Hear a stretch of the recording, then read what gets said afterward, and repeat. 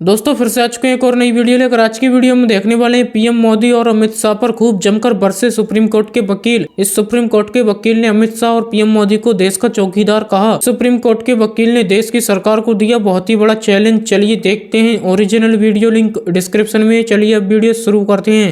ये दोनों चौकीदार और तड़ी पार, इनके पास कुछ नहीं है, केवल इस देश को हिंदू मुस्लिम की राजनीति में लेकर गृह युद्ध की तरफ धकेल रहे हैं। इसको रोकना होगा, लेकिन बात इससे आगे बढ़ चुकी है, लेकिन आज का विपक्ष बिल्कुल चुप बैठा है, गूंगा बहरा हो चुका है। अन्यथा मोदी को एक सेकंड चैन से नहीं बैठना था, सत्ता में बैठने नहीं देना था। तो एक कानून ऐसा बनाओ कि इस देश का प्रधानमंत्री अगर एक शब्द भी झूठ बोले उसे फांसी पर लटका दो। कानून ऐसा बनाओ ना, एक कानून आप ऐसा बनाओ कि जितने भी भ्रष्टाचारी हैं उनको सड़क पे खड़ा करके एक पोटे से मिलकर उड़ा दो। बनाओ ऐसा कानून अगर तुम्हें हिम्मत है तो। मोदी को कितनी गाली दे ले हम लोग, कोई असर नहीं पड़ता।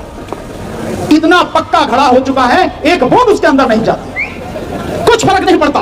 यह संविधान का खुला उल्लंघन है। कितना मानते हैं कितना नहीं मानते, समझ रहे हैं नहीं समझ रहे हैं, इसकी गंभीरता को समझ रहे हैं नहीं समझ रहे, मुझे नहीं पता। लेकिन बात अब इससे आगे बढ़ चुकी है। हम लोगों को गांव-गांव, गली-गली, मोहल्ले, शहर जाके लोगों को तैयार करना है जन आंदोलन के लिए, और जन आंदोलन खड़ा करना है, तभी कुछ बदलेगा, नहीं तो कुछ बदलने वाला नहीं है। और जिस दिन ईवीएम खत्म हो गई, मोदी ऐसा साफ हो जाएगा जैसे गधे के सिर से। इनको छोड़ के जो लुटेरे आज शासन कर रहे हैं, इनको छोड़ के, इनकी जो पुरखे थे उनको छोड़ के बाकी देश के तमाम लोग उस आजादी की लड़ाई में शामिल थे। लेकिन आज वो लड़ाई इन लुटेरों से ही लड़नी है। सभी साहब ने कहा कि चोर, मैं कहता हूं चोर नहीं है, ये जो लुटेरे और डकैत जिनको कहते हैं उनसे भी बड़े डकैत हैं जिनसे आज हमें लड़ना।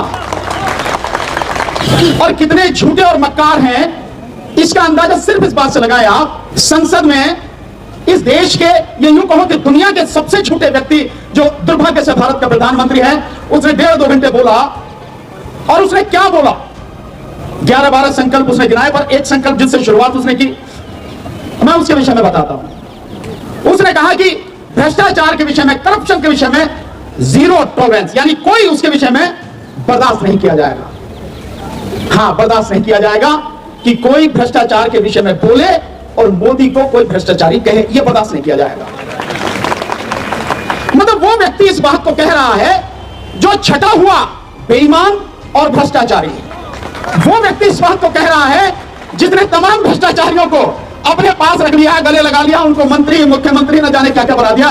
वो व्यक्ति भ्रष्टाचार की बात कर रहा है। वो व्यक्ति भ्रष्टाचार पे जीरो टॉलरेंस की बात कर रहा है जिसने इलेक्टोरल बॉन्ड के माध्यम से ईडी और सीबीआई और इनकम टैक्स डिपार्टमेंट के माध्यम से चंदा दो और धंधा लो लेकर इस देश को लूटा है। वो व्यक्ति भ्रष्टाचार की बात कर रहा है, जीरो टॉलरेंस की बात। और बेशर्मी उसकी देखिए कि यह बात वो संसद में कर रहा है, और उसकी तमाम बात रिकॉर्ड होंगी। आने वाली दुनिया जब भी संसद के इस सारे रिकॉर्ड को देखेगी तो पाएगी कि किस कदर झूठा और मक्कार इस देश का प्रधानमंत्री, जिसको झूठ बोलने में जरा सी भी शर्म नहीं आती, इतनी भी उसे पता नहीं है। मेरा मोदी से एक ही बात कहना, हालांकि वो बेशर्म व्यक्ति है, उससे कुछ भी कहने का कोई अर्थ नहीं है, पर फिर भी अगर उसे वाकई में जो है मतलब ये संशोधन करने की, बदलाव करने की बड़ी एक इच्छा है, बड़ा लालायित रहता है वो, कभी जो मुस्लिम समाज के जो कानून है, तो एक कानून ऐसा बनाओ कि इस देश का प्रधानमंत्री अगर एक शब्द भी झूठ बोले उसे फांसी पर लटका दो। कानून ऐसा बनाओ ना, बनाओ ऐसा कानून। एक कानून आप ऐसा बनाओ कि जितने भी भ्रष्टाचारी हैं उनको सड़क पे खड़ा करके एक पोटे से मिलकर उड़ा दो। बनाओ ऐसा कानून अगर तुम्हें हिम्मत है तो। नहीं बनाएंगे, नहीं करेंगे, क्योंकि सारे लुटेरे हैं। पर मुस्लिम समाज से संबंधित कानून बनाएंगे, वक्त कानून में संशोधन करेंगे। और जो आपने कहा, केवल आपकी बात नहीं है संशोधन करके कि दूसरे धर्म का आना चाहिए, यह संविधान का खुला उल्लंघन है। जब संविधान कहता है कि हर धार्मिक समुदाय को, हर धर्म के लोगों को अपने धर्म को मानने, उसका प्रचार प्रसार करने का पूरा अधिकार है, उसको धार्मिक स्वतंत्रता है, यह मूल अधिकार है, तो आप कौन होते हैं कि वक्त कानून में संशोधन करके ये लाके कि इसमें दूसरे धर्म के भी लोग शामिल हों? लेकिन ये इनकी कोई नई बात नहीं है। आप देखते हैं बोधगया में, जहां तथागत बुद्ध को ज्ञान प्राप्त हुआ था, तो बोधगया का जो मंदिर है उसकी जो कमेटी है उसमें भी ब्राह्मण बैठे हैं, जिसके लिए हमने कई बार आंदोलन यहां पर किया, कई बार, अभी भी लगातार वो आवाज उठाई जा रही है, आंदोलन हो रहा है। तो ये दूसरे की जो संपत्ति है, दूसरे के जो अधिकार हैं, उन पर कब्जा करना चाहते हैं, ये इनके खून में शामिल है।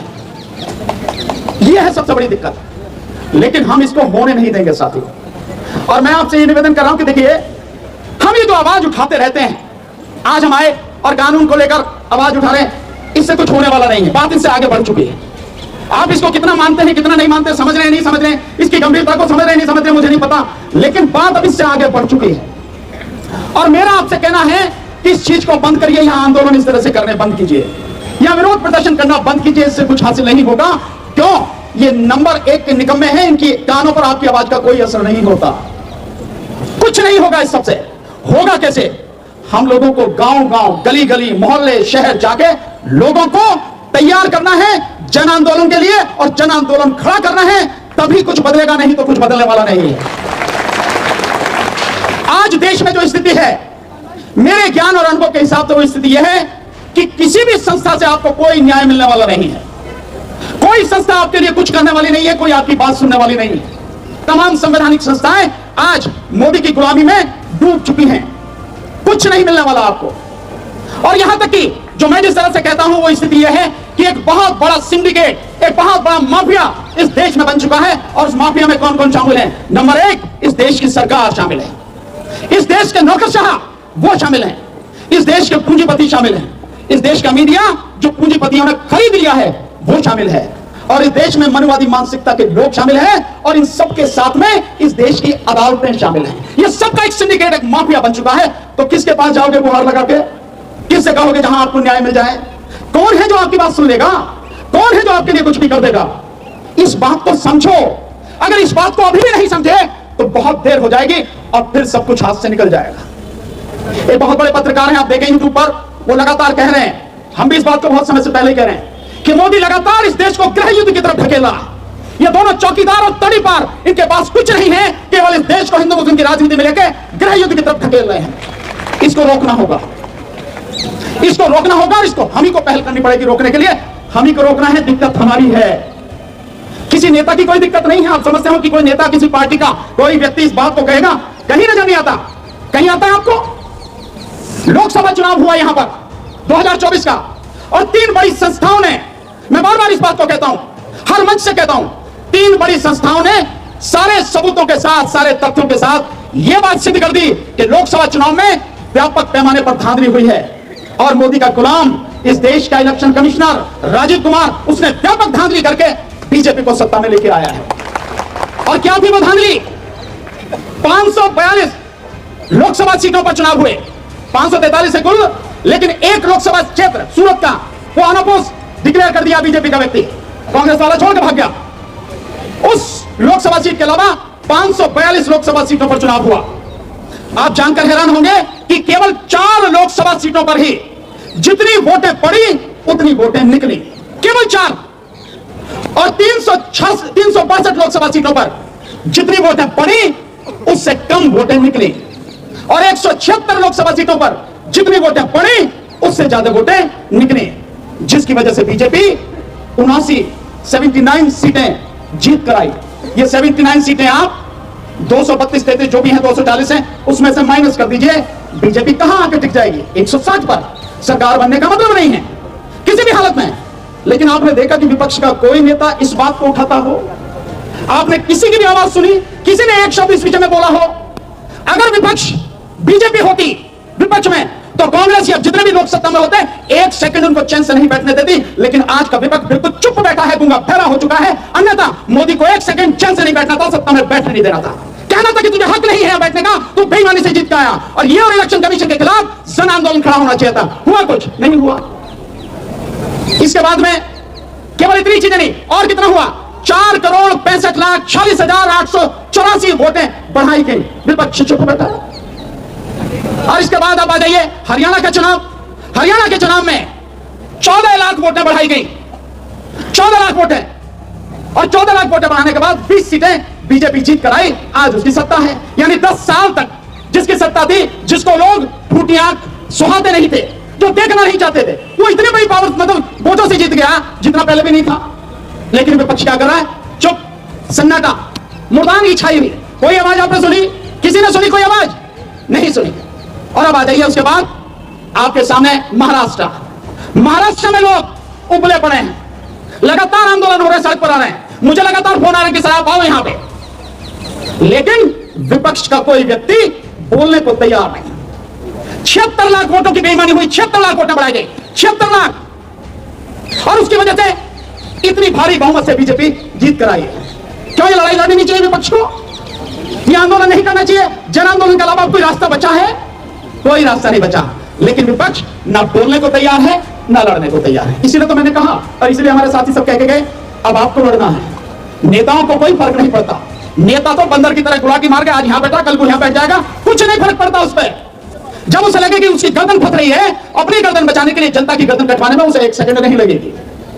वो दल बदलू बेपैंती के लोटे की तरह, थाली में पड़े बैंगन की तरह इधर से उधर चरासी देर में हो जाएगा। समस्या तुम्हारी है, बेरोजगार तुम्हारे बच्चे हैं, शिक्षा तुम्हारे बच्चों की छीनी जा रही है, महंगाई का असर सबसे ज्यादा तुम पर पड़ रहा है। जितने भी मेडिकल फैसिलिटी अगर वो नहीं मिल रही तो आपको नहीं मिल रही, इसलिए दिक्कत आपकी है। इसलिए मैं साथियों कहता हूं, अब आपको ही लड़ना होगा, किसी के भरोसे मत रहो। इसलिए गांव गांव, शहर शहर, मोहल्ले जाके लोगों को तैयार करो, जन आंदोलन के लिए तैयार करो। मैं मंच पे बैठे साथियों को निमंत्रण देना चाहता हूं, सभी साथियों को, और आप सबको देना चाहता हूं। मैं हर लड़ाई में शामिल रहा हूं और इंशाअल्लाह जिस दिन तक इस तन में सांस चलती है, हर व्यक्ति के साथ, जिसके साथ जुर्म हो रहा है उसके साथ खड़ा रहूंगा पूरी ताकत से। पर एक बार मेरा भी साथ दे दो। वो भी लड़ाई तुम्हारी है, मेरी नहीं है, केवल मेरी नहीं है, लड़ाई में साथ दो। ईवीएम के विरुद्ध दिल्ली में 15 दिन की पैदल यात्रा, पहला फेज पूरे देश में होगा, लेकिन पहला फेज दिल्ली में शुरू कर रहे हैं। अगर वाकई में इस गंदगी को साफ करना चाहते हो तो आओ हमारे साथ में। मोदी को कितनी गाली दे रहे हैं हम लोग, कोई असर नहीं पड़ता। इतना पक्का खड़ा हो चुका है, एक बूंद उसके अंदर नहीं जाती, कुछ फर्क नहीं पड़ता। लेकिन साथियों, इनको उखाड़ना जरूरी है, जमीन से उखाड़ना जरूरी है। उसके लिए जन आंदोलन की जरूरत है। और मैं बार बार कहता हूं कि जब तक ईवीएम है और जब तक राजीव कुमार जैसे इलेक्शन कमिश्नर और गुलाम इलेक्शन कमीशन है, तब तक आप मोदी का कुछ नहीं बिगाड़ सकते। आपकी आंखों के सामने है, इनको उखाड़ना जरूरी है, ईवीएम को उखाड़ना जरूरी है। और जिस दिन ईवीएम खत्म हो गई, मोदी ऐसा साफ हो जाएगा जैसे गधे के सिर से सींग आया। कुछ करने की जरूरत नहीं है, इतना ही काम है और वो आपको करना पड़ेगा। अगर ईमानदार हो और चाहते हो कि आपके बच्चों का भविष्य बचे, इस देश की फसलें और नस्लें बचें, किसान बचें, मजदूर बचें, हमारे बच्चों को रोजगार मिले, तो 20 दिसंबर को आइए अम्बेडकर भवन, रानी झांसी रोड पे, यहीं से आगे है, आप जानते हैं सब लोग, ईदगाह के पास में, कसापुरा वाली जो ईदगाह उसके पास में अम्बेडकर भवन। 10 बजे आइए, वहां से शुरू करेंगे और आजादी की लड़ाई वहां से शुरू करेंगे और बिगुल बजाएंगे और तब तक नहीं रुकेंगे जब तक इस गंदगी को पूरी तरह से साफ नहीं कर देंगे। साथियों, मेरा इतना ही आपसे कहना है। साथियों, मेरी बात पर ध्यान दीजिए।